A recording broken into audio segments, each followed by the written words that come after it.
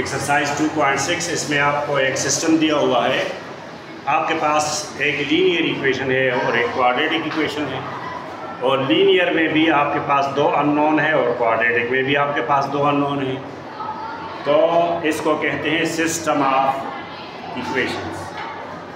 जब एक लीनियर हो और एक क्वाड्रेटिक हो तो हम एक अननोन यहाँ से फाइंड करेंगे। हमें पता है कि हमारे पास 2x minus y equal to 3, तो यहाँ से मैं एक लीनियर इक्वेशन की वैल्यू मालूम करके क्वाड्रेटिक में पुट करूँगा। तो 2x माइनस 3 इक्वल टू वाई। मैंने y को उस साइड पे ले आया और 3 को मैं इक्वेशन के इस साइड पे ले आया। तो 2x minus 3 equal to Y. अब मैंने क्या करना है, इस इक्वेशन को मैं क्वाड्रेटिक में पुट करूँगा। y की जगह में ये 2x माइनस 3 पुट करूँगा, x स्क्वायर अपनी जगह और y स्क्वायर की 2x minus 3 whole square equal to 2। इसका क्या फ़ायदा हुआ, हमारे पास अननोन एक रह गया। मैंने क्या किया, लीनियर से y की वैल्यू फाइंड की और उसको मैंने इक्वेशन 2 में पुट किया। तो अभी हमारे पास देखें अननोन एक रह गया। तो अननोन एक मालूम हो सकता है।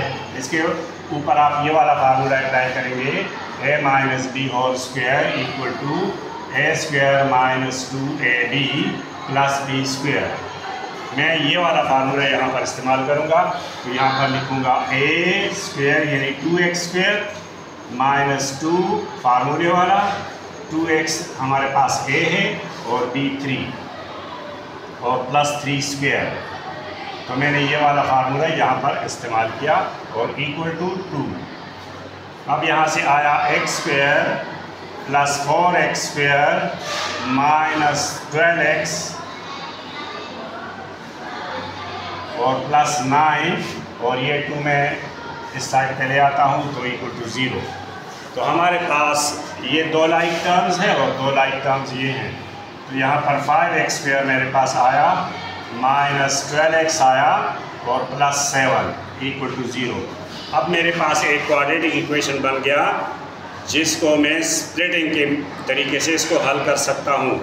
क्योंकि आप इन 5 और 7 को मल्टीप्लाई करें तो आपको 35 हासिल होगा और जब ऐड करेंगे तो 12 हासिल होगा।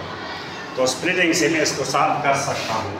5x square minus 5x minus 7x और प्लस 7। मैंने इन दोनों को चूँकि ऐड करना है इसलिए यही साइंस दोनों को मैंने दी है, तब ये प्लस होगा। अगर ये थर्ड टर्म प्लस है तो इनका एक ही सिंबल होगा।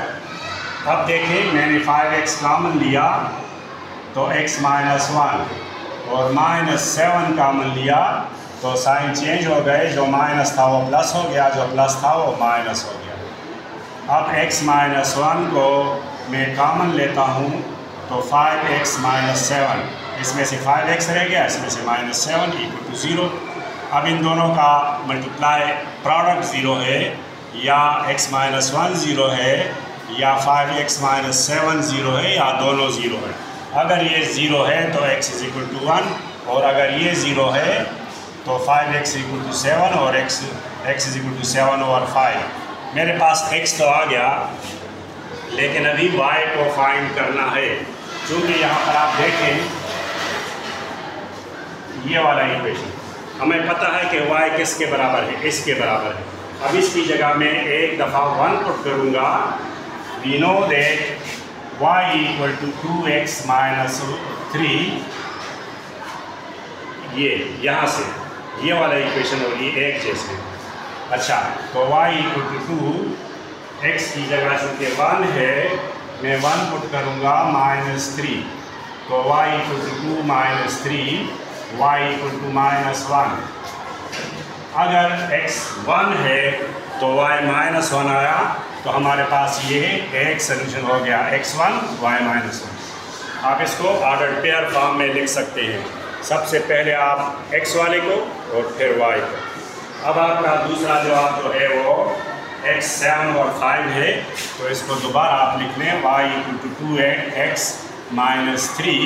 अब x की जगह क्या लिखें, 7 और 5 और -3, तो आपका जवाब 14 और 5 - 3। आपने LCM लिया 5, तो 14 - 15, क्योंकि इसके नीचे 1 है उसको आपने 5 बनाया, तो ऊपर भी आप 5 मल्टीप्लाई करें।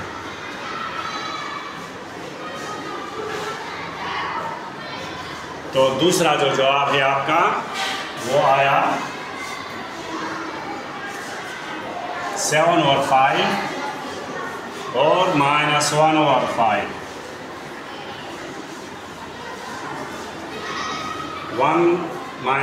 1 आंसर और ये दूसरा। से एक अननोन की वैल्यू मालूम करूंगा और दूसरे में पुट करूंगा। अच्छा, हमें पता है कि x + 2y = 0, तो इसका मतलब है कि x = -2y, x की जगह -2y। अब आप x की जगह put the value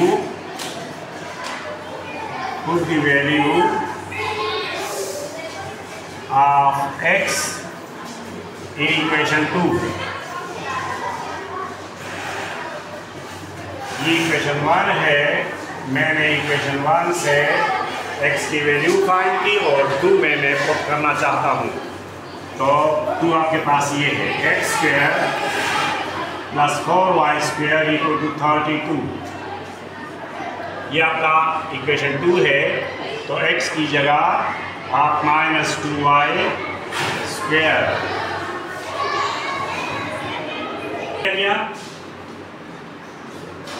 linear equation से मैंने एक वैल्यू, आप y भी मालूम कर सकते हैं। पिछले क्वेश्चन में मैंने y को फाइंड किया, अब मैंने x को फाइंड किया। दोनों आप फाइंड कर सकते हैं, जो आसानी के साथ आप फाइंड कर सकते हैं। तो मैंने x को फाइंड किया और फिर 2 में पुट करना है। अगर एक से हासिल किया तो दूसरे में आपने पुट करना है। तो इसी तरह मैंने किया, इक्वेशन 1 से मैंने वैल्यू फाइंड की और इक्वेशन 2 में मैंने पुट की। अब क्या है, -² प्लस 2² 4y² और +4y² = 32। तो ये आया 8y² = 32। Divide both sides by 8, so y² = 4 by taking the LCM, so y = ±2। अब y आपके पास 2 आया, तो ये वाला इक्वेशन x आपके पास है x = -2y, जो कि मैंने फाइंड किया यहाँ से इक्वेशन 1 से, उसको आप इक्वेशन 3 लिख सकते हैं।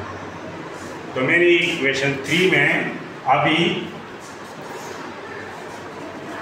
x को फाइंड करना है, क्योंकि y की वैल्यू तो मेरे पास आ गई। अब -2 × एक दफ़ा +2 आपने लेना है। जब y आपने प्लस लिया तो x आपके पास -4 आया, और x = -2y, -2 × और y की वैल्यू आपने अभी -2 लेनी, क्योंकि एक दफ़ा प्लस और एक दफ़ा माइनस। तो जब x आपने y को माइनस लिया तो x प्लस बन गया।